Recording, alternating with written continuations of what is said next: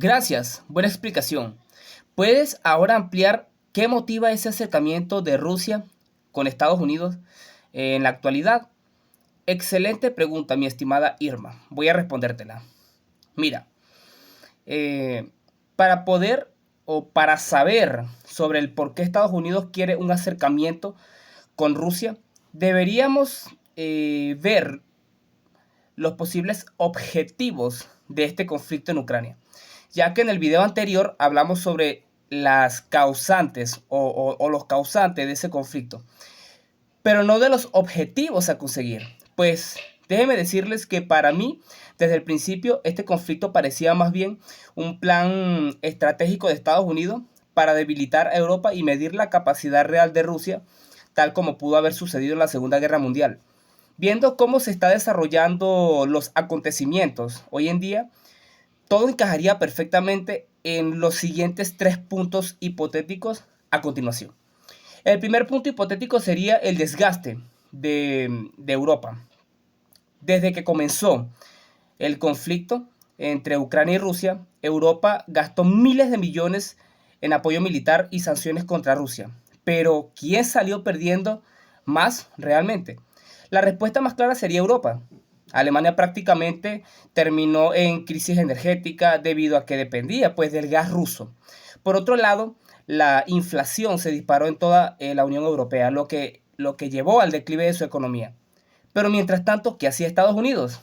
Pues vendía gas a Europa a precios altísimos. Básicamente convirtieron a la Unión Europea en un cliente, digamos, de forma forzada. El segundo punto fue la venta de equipos militares. ¿Quiénes fueron realmente los grandes ganadores de la guerra? Podría decirse que las empresas militares estadounidenses, lo cual vendieron toneladas de equipamiento militar y municiones. Además, con el saboteo del Nord Stream, del cual no se habló más nada ni se supo, pues realmente qué fue lo que pasó allí. Europa dejó de recibir gas barato de Rusia y empezó a comprarle a Estados Unidos precios hasta 4 veces más altos. ¿Casualidad? No lo creo. El tercer punto hipotético sería que este conflicto le permitió a Estados Unidos y la OTAN probar la capacidad real del ejército ruso sin enfrentarse directamente. Es posible que analizaran la logística, su armamento, sus debilidades. Quizás vieron cómo respondía Rusia a las sanciones y cuánto tiempo podían sostener una guerra de desgaste. En otras palabras, es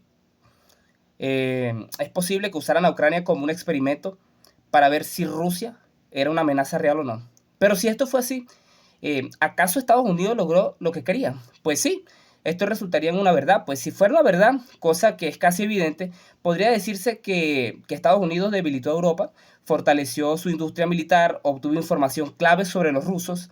De ser cierto estos tres hipótesis, podríamos decir que lo único que no lograron quizá fue debilitar a Rusia como ellos pensaron, pero sí lograron analizar ciertas capacidades o apresto operacional. Ahora, con Trump en escena, buscan frenar el conflicto y evitar que todo se salga de control ante la llegada de los BRICS y la futura repatriación de miles de millones de dólares. Eso quizás explica las deportaciones masivas en Estados Unidos, el control del canal de Panamá, las amenazas constantes a Groenlandia, México y aquellos países que desean abandonar el dólar y unirse a los BRICS. Donald Trump, más que un político, es más bien un empresario. Por eso, al ver un futuro donde el declive de la economía estadounidense es evidente, toma esta acción para estabilizar su economía y aún más sabiendo que ya consiguieron pues lo que querían. Porque una guerra total ya no les conviene a ellos.